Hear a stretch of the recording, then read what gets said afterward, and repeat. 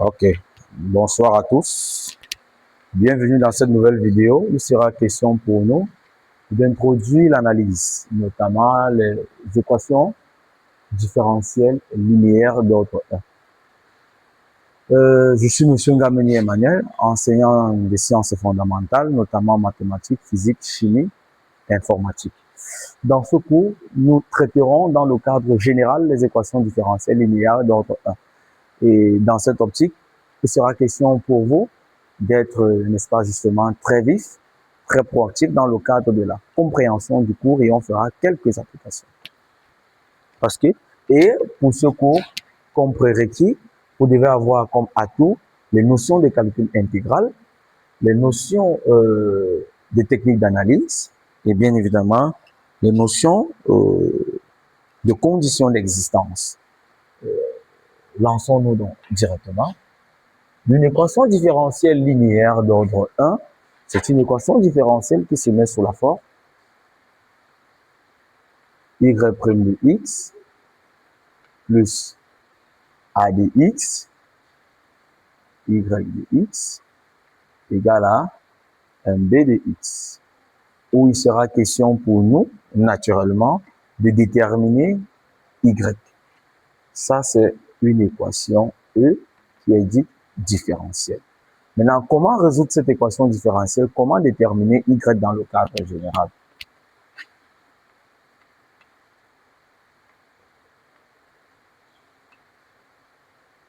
Esquisse de solution.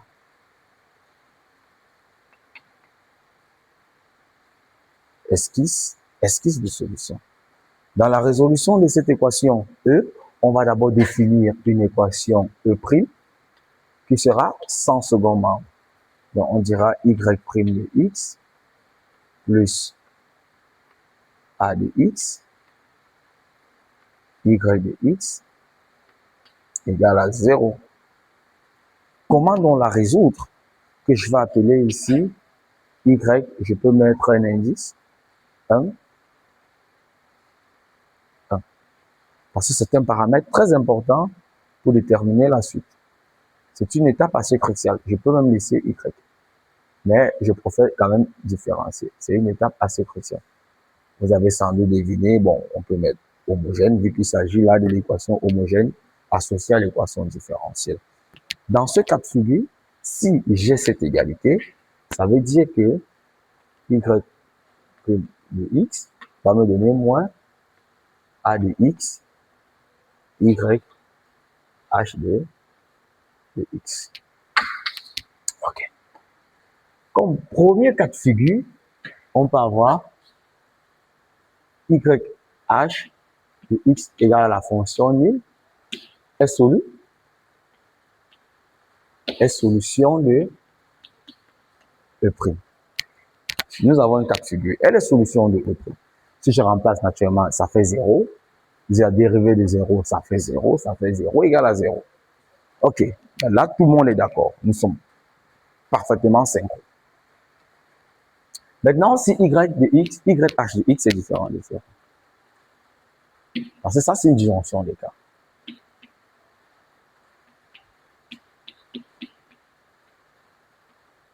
On a quoi? On a naturellement y' homogène de x divisé par y homogène de x va me donner moins ax. Voilà. Vous comprenez pourquoi est-ce qu'il fallait que mon y h de x soit différent de 0? Parce que je devais introduire un nouvel opérateur qui est l'opérateur division. Et l'opérateur division ne s'ajoute pas comme ça parce qu'en existant, il crée des conditions. Étant dans cette optique, vu que c'est la quantité de gauche égale à la quantité de droite, ça veut dire que les primitives se valent à une constante près. Donc du coup, comme les deux sont des fonctions qui dépendent de x, on aura l'intégrale de y' homogène de x divisé par y' homogène de x dx va me donner l'intégrale de moins a à x dx. N'oublions pas que certains pouvaient mettre la dérivée de y de x, c'est dy sur dx. Et par la suite, ils obtiendraient quand même le même résultat. De manière analogue, quelqu'un pouvait dire ceci, ça me fait dy dx sur dx multiplié par 1 sur y de x va me donner moins a de x. Et puis le dx traverse, ça fait dy de x sur y de x va me donner moins a de x dx. Et puis là, c'est l'intégrale. Ça fait l'intégrale de 1 sur y de x de y de x va me donner l'intégrale de moins a de x dx. C'est le même raisonnement. Mais sauf qu'ici, je n'aimerais pas compliquer la tâche parce que nous sommes dans un cadre formel de cours niveau 1. C'est dans le cadre des mathématiques L1. Donc, je ferai abstraction de ce genre de méthode. Je ferai l'effort d'être le plus classique possible, le plus conventionnel possible pour que tout le monde puisse trouver son compte. À ce niveau, je vois que la primitive de U' sur U me donne ln de valeur absolue de U. Bien évidemment, dessiner une constante. D'accord? Qui va me donner ici l'intégrale de moins a de x dx. Bon, le moins, lui, peut sortir de l'intégrale parce qu'il ne dépend pas de l'intégrale. C'est une constante d'après l'homogénéité de l'intégrale. Non, ou la linéarité, d'après la linéarité de l'intégrale. À ce niveau, comme nous sommes là, le moins lambda plus lambda peut traverser devient moins lambda. Et je lance ln. Je lance exponentielle.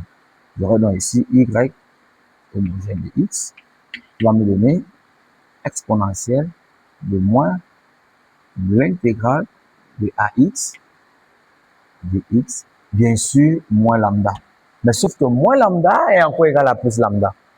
D'accord? Ça ne change rien. J'aurai donc ici y homogène de x qui va me donner exponentielle de moins lambda, exponentielle de moins l'intégrale de a de x dx. Dans cette optique, ça est une constante. L'exponentielle d'une constante me donne une constante. J'aurai y homogène de x qui va me donner lambda exponentielle moins a de x dx. Bien sûr, ici avec lambda, que j'ai lambda 1 est égal à exponentielle de moins lambda de départ, qui est bien sûr un élément de R. Là, je n'ai pas fait abstraction. Lambda appartient à R. C'est un élément de R. D'accord? Lambda est un élément de R. À ce niveau, on voit que nous avons cette équation différentielle. Ça, c'est la solution homogène.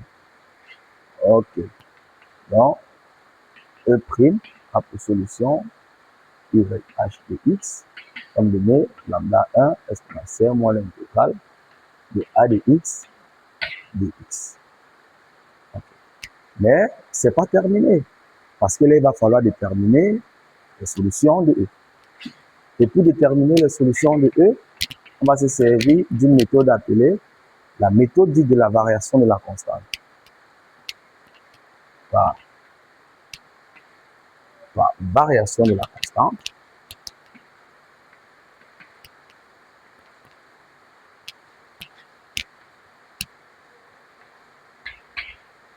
on va supposer que y de x, qui était la solution de cette équation différentielle E, sera maintenant une autre forme de la solution homogène, mais sauf que celle-ci, cette constante va devenir une fonction. Donc, lambda 1 de x exponentielle moins l'intégrale de a de x dx. Et si on suppose qu'elle est solution, ça veut dire que si on la remplace dans l'équation différentielle E, on obtient bien b de x, n'est-ce pas? Parce qu'on suppose qu'elle est solution.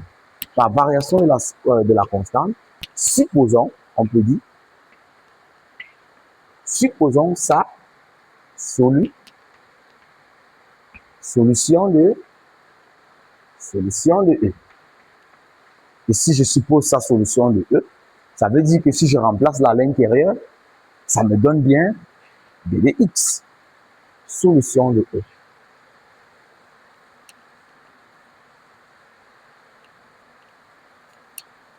Étant dans cette configuration, on va remplacer de E donc.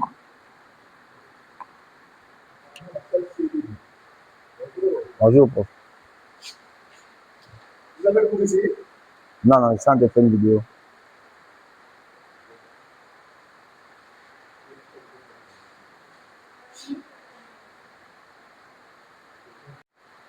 Donc,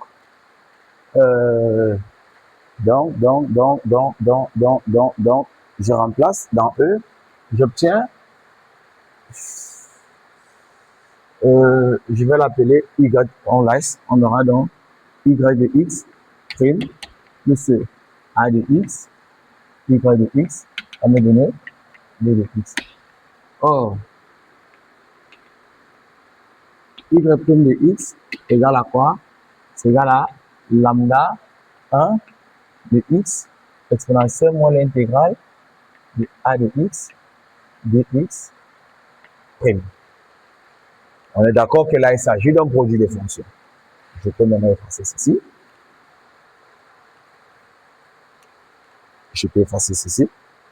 Comme il s'agit d'un produit de fonctions, ça va me donner la dérivée de la première, lambda 1 prime de x exponentielle moins l'intégrale de A de x dx. Maintenant, plus lambda 1 de x multiplié par la dérivée d'exponentielle moins l'intégrale de A de x dx. Et la dérivée de ce monsieur, la dérivée d'exponentielle u, c'est u' exponentielle u. Et la dérivée donc de ce monsieur qui est là en haut, n'oublions pas, lorsque je primitive, puis je dérive, j'obtiens l'identité. C'est une opération identitaire. Mais lorsque je dérive, puis je primitive, je n'obtiens pas une identité, mais j'obtiens la fonction à une constante près. Donc, vu que je primitive, ça me donne une fonction grand A de x plus une constante, et que je dérive, la dérivée de la constante donne 0, et la dérivée de ce grand A me donne petit A de x. Et bien sûr, avec le moins va sortir, ça me donne lambda 1 prime de x exponentielle moins l'intégrale de A de x dx moins A de x moins lambda 1 de x multiplié par A de x exponentielle moins l'intégrale de A de x dx. Ça, c'est dans un cadre formel.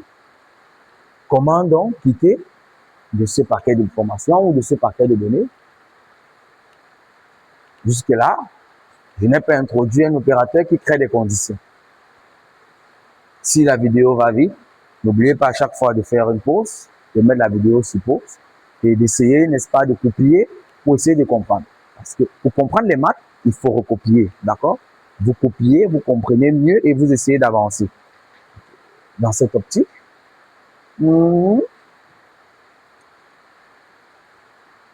j'obtiens donc y' de x qui me donne quoi?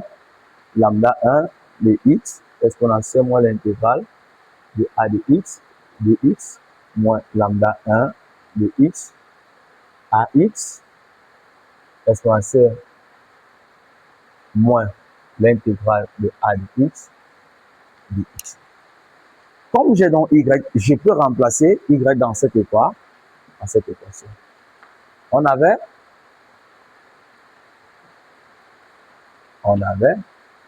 y' de x plus a de x y de x de x. Je peux remplacer.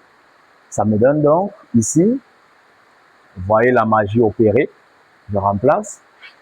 Ça me donne lambda 1 de x exponentielle de moins a de x dx moins lambda 1 de x a de x exponentielle moins l'intégrale de a de x dx. Ça, c'est y'. Maintenant, je peux ajouter ce terme. Ce terme représente a de x, y. A de x, y, c'est quoi? C'est a de x fois ça, qui me donne bien évidemment lambda 1 de x, a de x, exponentielle moins l'intégrale de a de x, dx, qui sera égal à c de x. Ok, je suis là. On voit naturellement que ce terme-ci et ce terme-ci s'en vont. Il reste ça et ça. On aura donc lambda 1 de x exponentielle moins l'intégrale de a de x dx égale à c de x. Dans cette optique, on voit que lambda 1, vu que mon équation différentielle de départ donnée, c'était ce monsieur, GA, GB. Je suis dans cette équation, GA, pardon, c'est B, GB. Ça veut dire qu'il ne manque plus qu'à déterminer lambda 1. Comment on fait pour avoir lambda 1? Lambda 1 exponentielle de x ne sera jamais égal à 0. Du coup, il peut venir diviser. Exponentielle est un opérateur qui est toujours strictement positif. Il va me donner ici b de x multiplié par exponentielle l'intégrale de a de x dx. Car divisé par exponentielle de moins b de x moins l'intégrale de b de x est multiplié par exponentielle moins l'intégrale de a de x qui me donne plus l'intégrale de a de x. Ainsi c'est comme ça représente donc lambda de x. Et si je peux déjà calculer lambda de x parce que c'est déterminé la primitive de a de x est remplacée, ça veut donc dire que mon f de x, mon y de x, autant pour moi, c'est quoi? Non. On a oublié une entité.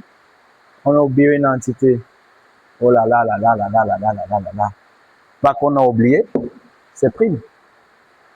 Ça veut dire que j'ai prime. Donc, en gros, lambda 1 de x me donne l'intégrale, voilà, l'intégrale de b de x multiplié par exponentielle l'intégrale de a de x dx. Voilà. Voici lambda. Parce que c'est égal à quoi? C'est égal à l'intégrale de lambda prime de x dx. C'est ça. Bon, plus à une constante près, mais sauf que cette constante près va intervenir dans le calcul d'intégrale. D'accord? D'accord? À ce niveau, donc, lorsque j'ai ça,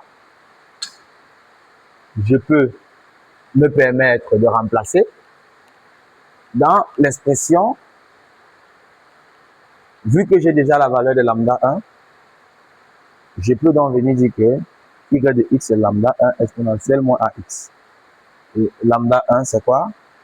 Vous l'avez tout de suite deviné, c'est ça. D'où y de x, solution de notre équation différentielle, c'est lambda 1 qui me donne l'intégrale de b de x exponentielle l'intégrale de a de x dx. Voici lambda 1.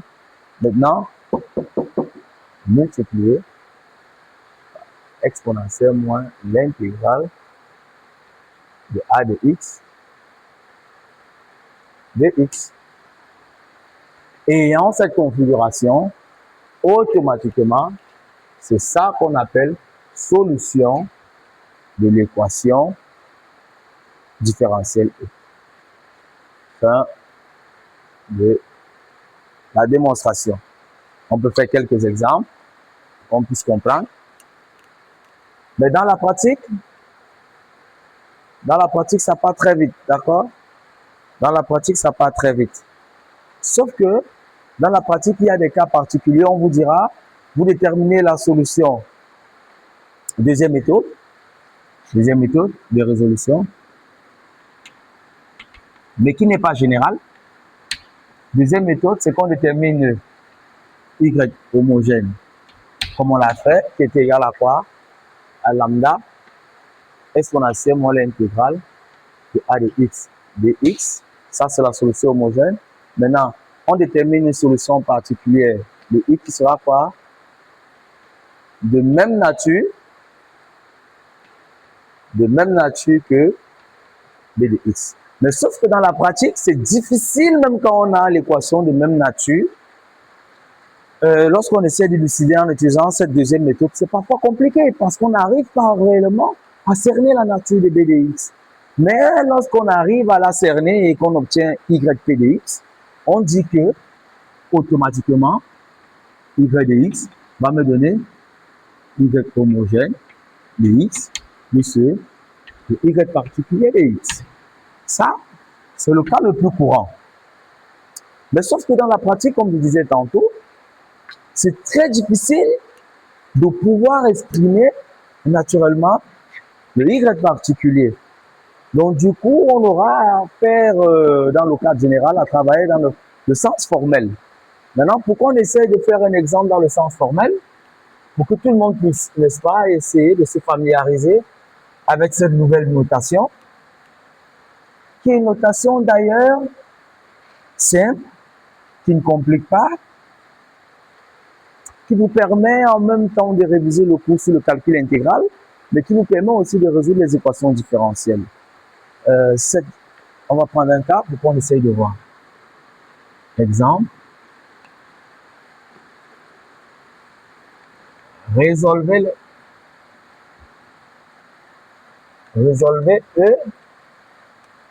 E1 et E2. On me dit E1, c'est l'équation différentielle. Disons n'importe quoi. X carré plus 1, y prime de x, plus y. Disons n'importe quoi là. Bon, égal à, égal.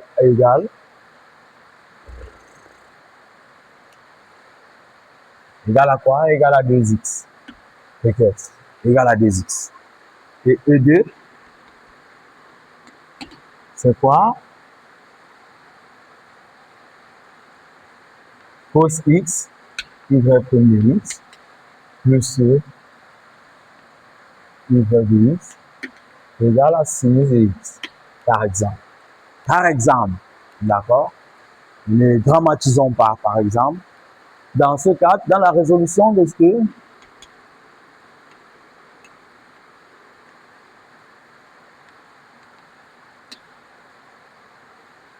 on va résolvons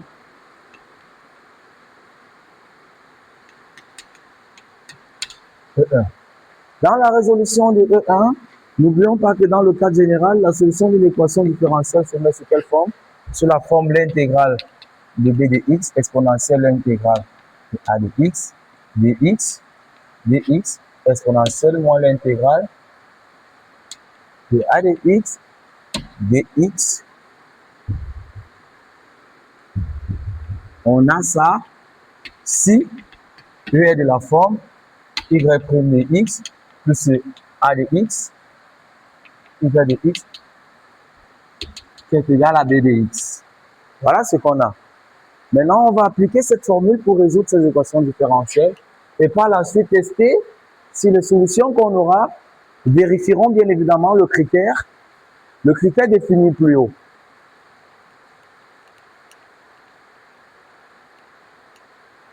OK. Dans cette optique, on verra naturellement que E1, c'est qui est x carré plus 1, y prime de x, plus y de x, égale à 2x, me renvoie encore à y prime de x, plus 1, x carré plus 1, y de x, égale à 2x. Bien sûr, sans condition, parce que x carré plus 1 est non nul dans R. OK? Et dans cette optique, on voit bien que a de x égale à 1 sur x carré plus 1, virgule, b de x égale à 2x. En gros, on voit naturellement que y de x va me donner l'intégrale de b de x, 2x, exponentielle qui exponentielle l'intégrale de a de x, 1 sur 1 plus x carré, dx, oui, à ce niveau, dx exponentielle de moins 1 sur 1 plus x carré dx, qui va nous donner ici naturellement 2x exponentielle de qui? De a tangent de x dx exponentielle. Bon, pour éviter, mais dans ce calcul d'intégrale, pour résoudre ceci, je vais dériver l'exponentielle de la tangente de x et je vais primitiver celui-ci. Ce ne sera pas toujours évident à vue d'œil, mais je préfère qu'on reste dans un cadre classique pour qu'on puisse, n'est-ce pas,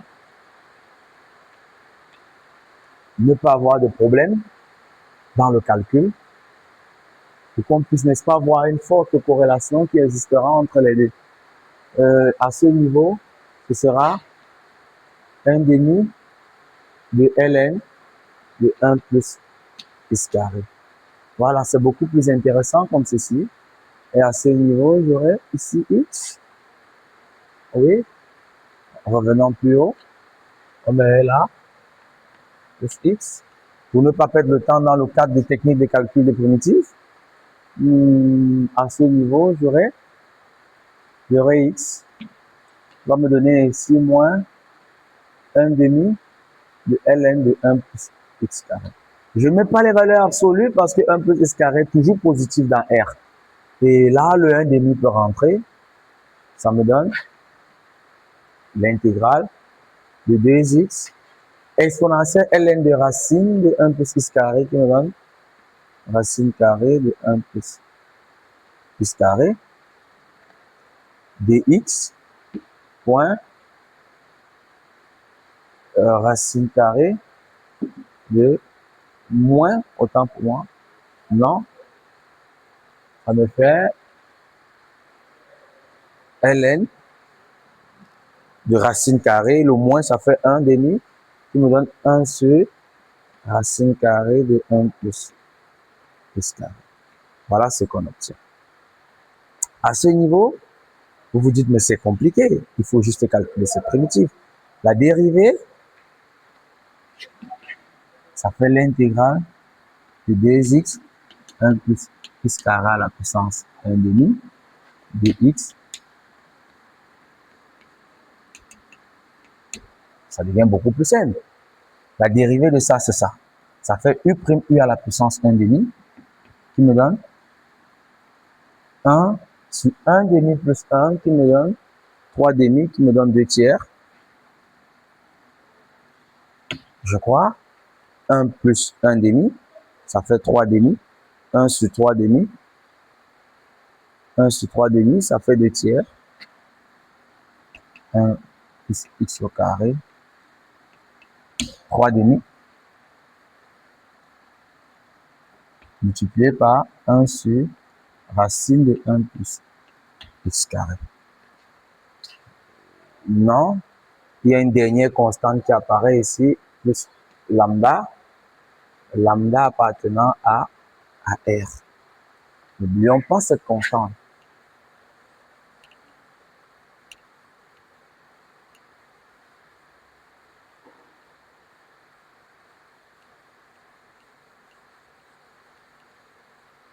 Qui me donne 3 demi, c'est à la puissance 3 racine carrée. Puis, il donne ici 2 tiers de la racine carrée de 1 plus x carré à la puissance 3 plus lambda multiplié par 1 sur... Je peux développer et je peux développer. D'accord? Je développe de part et d'autre. Qui me donne 2 tiers. Ça fait ça sur ça. Racine carrée de 1 plus x tout au carré. Qui me donne 1 plus x carré. Plus lambda.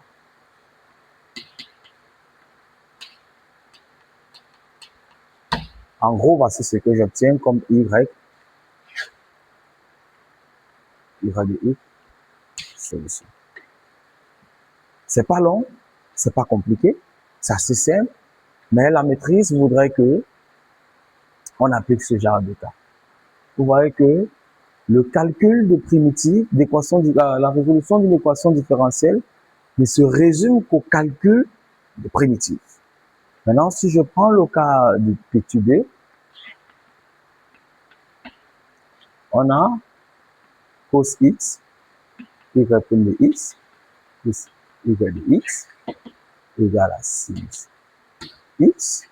On voit naturellement que c'est équivalent à y prime de x, 1 sur cos de x,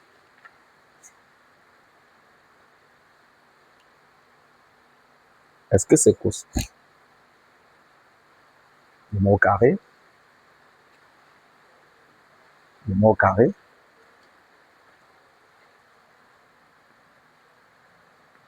le mot carré pour ramener ça sous la forme de 1 plus tangente carré qui va me donner naturellement tangente x pour éviter de se balader avec, n'est-ce pas, la règle de Bioche.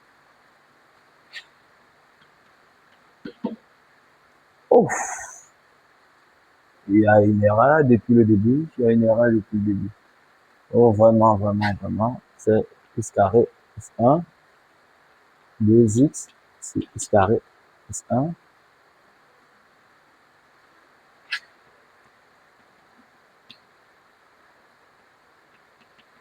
Plus 1. Et à ce niveau, x carré plus 1. X carré plus 1. Ça fait moins 1 demi, plutôt. Ça fait 1 moins 1 demi qui donne 1 demi. Qui donne 2. Qui donne 1 demi. Qui donne 1 demi. Voilà, désolé. Si vous n'avez pas compris, il y a eu une erreur. Lorsque je divise partout par x plus 1, ça vient attaquer ici, ça attaque là. Ça vient là. Ça vient là, ça vient là. Et ceci reste quand même naturel, ça donne ça. Et puis à ce niveau, la simplification, racine de a sur a me donne 1 sur racine de a. Et ça fait moins 1 demi. On est là. On est dans cette logique. Ça fait bien 2. La dérivée de ça, c'est toujours ça. On est là 2, ça fait 1 demi. Parce que ça me fait 1 moins, ça fait 1 demi. Plus lambda, on est là. Oui. On fait bien 1 demi.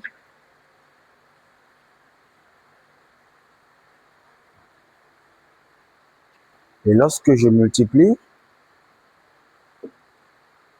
ça me fait a sur racine de a, qui me donne racine de a.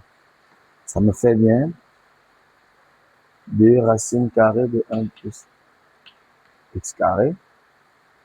Oui. X carré. On est dans cette optique. Plus lambda, ça fait bien 2 racines. Oui, on est d'accord. Et lorsque ça multiplie ça, ça part. Ça et ça part.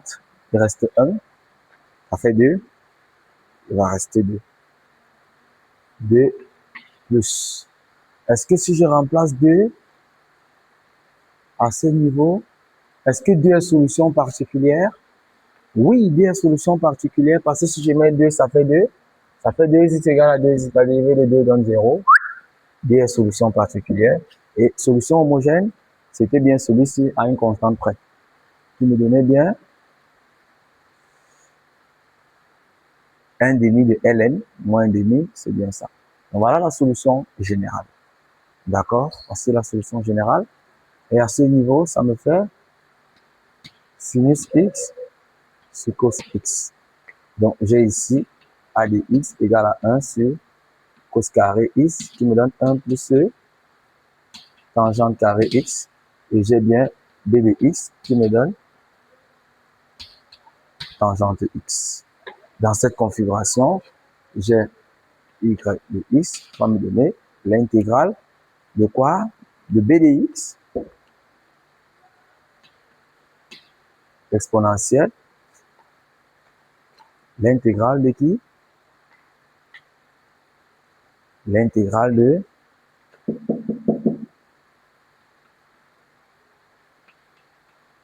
tangente carré x dx multiplié par exponentielle moins l'intégrale tangente de x dx. Non, de a de x plutôt de 1 plus tangente carré de x. Voici ce que j'ai. Qui me donne ici l'intégrale des tangentes de x exponentielle tangente de x dx multiplié par exponentielle moins tangente de x. Ok. Vous voyez que la résolution de cette équation différentielle revient à calculer rien que cette primitive. Comment calculer la primitive de tangente de x exponentielle tangente de x? La dérivée de tangente de x est 1 plus tangente carré. La dérivée de... ça n'apparaît pas là. Si je veux utiliser une intégration par partie, je vais dériver ça. Vous voyez que c'est pas toujours évident. Mais celui qui dit la solution homogène particulière de même nature que celle-ci, en disant que y particulier c'est a cos plus ac, il aura un souci. Parce que ça va faire a cosinus plus a sinus. Ça me fait un cosinus cube qui va apparaître là. Un a, un b cosinus cube x, et il va pas pouvoir gérer la notion d'égalité. Donc c'est assez compliqué. C'est assez vraiment compliqué de s'amuser à utiliser la nature du second membre. Donc on se rend compte que déterminer quand même la solution générale de cette équation différentielle revient à déterminer la primitive de ce monsieur. D'accord? Donc en gros, ce qu'il fallait savoir, c'est comment résoudre les équations différentielles, quelles sont les méthodes à appliquer dans la résolution des équations différentielles, comment les manipuler et qu'est-ce que ça donne à la fin et comment être simpliste dans le cadre, n'est-ce pas, des résolutions des équations différentielles. J'espère naturellement que cette vidéo vous a apporté quelques éclaircissements dans la résolution des équations différentielles. Si dit linéaire d'ordre 1, si vous avez des zones d'ombre, si vous avez des incompréhensions quelque part, n'hésitez pas à nous faire part, contactez-nous, écrivez-nous en commentaire et nous ferons l'effort de vous répondre, ou écrivez-nous sur WhatsApp sur le numéro que j'ai mis plus haut, à savoir factoriel de 3, 3 carré, factoriel de 3, 7 2 à la 3, 2 à la 3, factoriel de 3 2 carré. Et nous, on fera l'effort de vous répondre le plus tôt possible. Merci.